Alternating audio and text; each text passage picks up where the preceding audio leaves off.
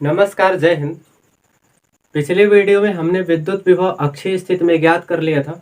इस वीडियो में हम विद्युत विभव निरक्षीय स्थिति में विद्युत विभव की गणना के लिए व्यंजक स्थापित करेंगे और समविभव पृष्ठ क्या होता है इसके बारे में हम चर्चा करेंगे। तो सबसे पहले समझते हैं कि निरक्षीय स्थिति में विद्युत विभव क्या होता है। तो सबसे पहले समझे निरक्षीय स्थिति कहते किसे हैं। वह बिंदु जिस पर हमें विद्युत विभव की गणना करनी हो वह विद्युत द्विध्रुव के अक्ष के लंबवत स्थित हो, इस स्थिति को हम निरक्षीय स्थिति कहते हैं। देखिए, अब विद्युत द्विध्रुव क्या होता है, ये अक्ष क्या होता है, तो दो आबिंदु आवेशों को मिलाने वाली रेखा को विद्युत द्विध्रुव का अक्ष कहते हैं। तो ये ए बी एक विद्युत द्विध्रुव है, इसका अक्ष ये हो जाएगा। इसके लंबवत स्थित बिंदु पी है जहां पर हमें विद्युत विभव की गणना करनी है, ठीक है ना। तो निरक्षीय स्थिति किसे कहेंगे, तो वह बिंदु जहां पर हमें विद्युत विभव की गणना करनी हो वह बढ़ाए विद्युत द्विध्रुव के अक्ष के लंबवत स्थित हो, तो उस स्थिति को हम निरक्षीय स्थिति कहते हैं। अब यहाँ पर समझे, माना ए बी एक विद्युत द्विध्रुव है, इसके मध्य बिंदु O से अक्ष के लंबवत r दूरी पर एक बिंदु P है जहां पर हमें विद्युत विभव की गणना करनी है, ठीक है।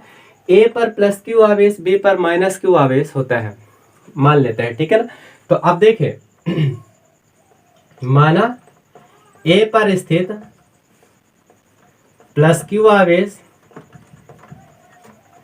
के कारण P पर विभव, तो A पर स्थित प्लस क्यू आवेश के कारण बिंदु P पर विभव V1 मान लें, तो 1/4 पाई एप्सिलॉन 0 Q अपान यहाँ से दूरी इसकी AP हो जाएगी।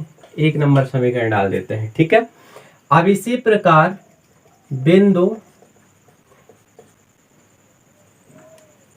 B पर स्थित माइनस क्यू आवेश के कारण P पर विभव V2 मान लें, तो 1/4 पाई एप्सिलॉन 0 माइनस क्यू अपान यहाँ से दूरी इसकी क्या हो जाएगी, BP। अब हम जानते हैं कि जो विद्युत विभव है वह एक अदिश राशि होती है। तो देखो, चूंकि विद्युत विभव अदिश राशि है, इसलिए परिणामी विभव V बराबर V1 प्लस V2 मान लेते हैं, ठीक है ना। तो देखें, V इजकल टू V1 की वैल्यू रखें 1/4 pi epsilon 0 Q upon AP और plus 1/4 pi epsilon 0 minus Q upon BP। अब यहाँ से देखें, मध्य बिंदु O से जितनी दूरी यहाँ होगी उतनी दूरी इसकी भी होगी, यानी हम कह सकते हैं कि AP बराबर क्या हो जाएगा, BP। तो V equal to 1/4 pi epsilon 0 Q upon AP। अब ये वाला माइनस यहाँ आ जाएगा, तो plus minus minus 1/4 pi epsilon 0 Q upon BP की जगह हम लिख सकते हैं क्या, AP। तो ये आपस में कट जाएंगे, तो V इजकल टू कितना हो जाएगा, 0 हो जाएगा। अतः हम कह सकते हैं कि निरक्षीय स्थिति में विद्युत विभव का मान सदैव शून्य होता है। ध्यान रखें, निरक्षीय स्थिति में विद्युत विभव का मान सदैव शून्य होता है। क्लियर हो गया। अब आप समझे समविभव पृष्ठ क्या होता है, इसके बारे में हम थोड़ी बात करेंगे। समविभव पृष्ठ, देखें, एक ऐसा पृष्ठ जिसके प्रत्येक बिंदु का विभव समान होता है उसे हम समविभव पृष्ठ कहते हैं। एक ऐसा पृष्ठ जिसके प्रत्येक बिंदु का विभव समान होता है उसे हम समविभव पृष्ठ कहते हैं। अब चूंकि इसके हर जगह का, जैसे मान लेते हैं एक ये पृष्ठ हो गया, ठीक है ना, और ये जो पृष्ठ है इसके प्रत्येक बिंदु पर विभव क्या होता है, समान है, तो इसे हम क्या कह सकते हैं, समविभव पृष्ठ कह सकते हैं। क्लियर हो गई बात।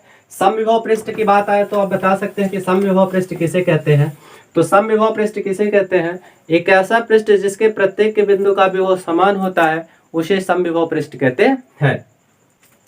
अब समविभव पृष्ठ के गुण समझिए। समविभव पृष्ठ के गुण, पहला देखें, पहला, समविभव पृष्ठ के प्रत्येक बिंदु पर विभव का मान सदैव समान होता है। समविभव पृष्ठ के प्रत्येक बिंदु पर, पहला लिखें, समविभव पृष्ठ के प्रत्येक बिंदु पर विभव का मान सदैव समान रहता है। दूसरा देखें, ये बताओ आपको एक जगह पानी रख दिया जाए, मतलब पानी बराबर है, उसमें तैरने में जितनी मेहनत इधर से पड़ेगी उतनी मेहनत इधर से, उतनी मेहनत इधर से, उतनी मेहनत इधर से पड़ेगी तैरने में, ठीक है। यदि नदी में धारा की दिशा में हम तैरेंगे तो हमको मेहनत कम लगेगी, धारा के विपरीत दिशा में तैरेंगे तो मेहनत हमको ज्यादा लगेगी। लेकिन समविभव पृष्ठ में प्रत्येक जगह जो विभव का मान है वह समान है, इसलिए एकांक परीक्षण धनावेश को एक बिंदु से दूसरे बिंदु तक ले जाने में कोई भी कार्य नहीं करना पड़ता है। तो दूसरा ये है कि समविभव पृष्ठ में एकांक परीक्षण धनावेश को एक बिंदु से दूसरे बिंदु तक ले जाने में कोई कार्य नहीं करना पड़ता है। क्लियर हो गई बात?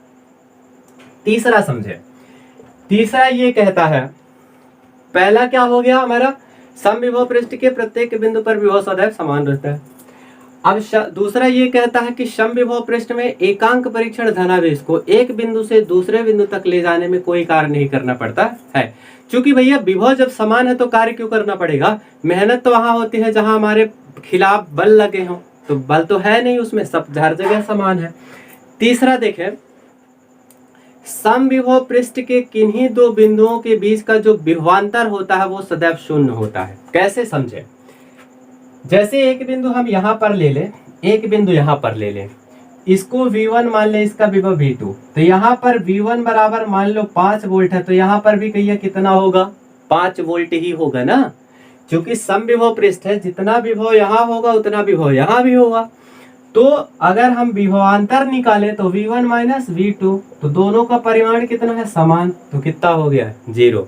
मतलब हम कह सकते हैं कि समविभव पृष्ठ के किन्हीं दो बिंदुओं के बीच का विभवांतर सदैव क्या होता है, शून्य होता है। तीसरा देखें, तीसरा हो गया ना।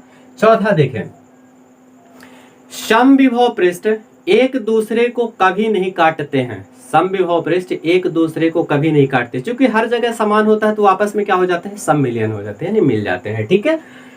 तो पहला समझ में आ गया, समविभव पृष्ठ के प्रत्येक बिंदु का विभव समान होता है। दूसरा हमने क्या बताया कि एक बिंदु से दूसरे बिंदु तक किसी आवेश को ले जाने में कोई कार्य नहीं करना पड़ता है। तीसरा हमने क्या बताया कि समविभव पृष्ठ के किन्हीं दो बिंदुओं के बीच का विभवांतर क्या होता है, शून्य होता है। चौथा हमने बताया कि समविभव पृष्ठ एक दूसरे को कभी नहीं काटते हैं। अब पांचवा है, ध्यान से सुनिएगा, किसी भी चालक का जो पृष्ठ होता है, जो तार हम करंट लगाते हैं घरों में तो ऐसे फंसाते हैं, तो चालक तार ऐसा होता है, ठीक है ना। तो चालक तार के प्रत्येक विभव जो पृष्ठ होता है ऊपरी, देखिए जैसे आप केबल को छीलेंगे, एक डोरी होती है, डोरी के ऊपर एक प्लास्टिक लगी होती है जो डाइलेक्ट्रिक मीडियम होती है, जो हमें करंट न मारे, ठीक है ना, इसलिए लगा दिया जाता है। उसके अंदर जो तार होता है, तार को आप निकाल दें, यदि हम करंट में उसको फंसा दें और किसी भी पृष्ठ पर, उसके पृष्ठ के किसी भी बिंदु पर टच करेंगे तो करंट बराबर मारेगा। ऐसा तो नहीं है कि यहाँ पर टच करेंगे तो ज्यादा, यहाँ पर करेंगे तो खंभा के पास टच करेंगे तो ज्यादा मारेगा, दूर वाले को टच करेंगे तो नहीं मारेगा, ऐसा तो नहीं है ना। क्योंकि चालक का जो पृष्ठ होता है वो समविभव पृष्ठ होता है। जितना करंट आपको खंभे के तार के पास मारेगा, ठीक उतना करंट डोरी का जो लास्ट सिरा होगा दूर, वहां भी उतना ही मारेगा। क्यों? क्योंकि चालक का जो सिरा होता है यानी पृष्ठ होता है वह समविभव पृष्ठ होता है। आई होप कि आप इतना समझ गए होंगे समविभव पृष्ठ के बारे में, ये क्लियर हो गया, ठीक है। अब एक चीज और समविभव पृष्ठ में थोड़ी सी ध्यान रखना, समविभव पृष्ठ से जो विद्युत बल रेखाएं होती हैं वो इसके अविलंबवत गुजरते हैं। जैसे ये समविभव पृष्ठ ऐसे है, मान लीजिए ऐसे है, तो जो विद्युत बल रेखाएं होती हैं वो अविलंबवत गुजरती हैं, ठीक है ना। तो विद्युत बल रेखाएं समविभव पृष्ठ के अविलंबवत गुजरती हैं, ठीक है। तो आई होप कि आज निरक्षीय स्थिति और समविभव पृष्ठ क्या होता है इसको आप समझ गए होंगे। नेक्स्ट क्लास में हम 3 डेरिवेशन करवाएंगे,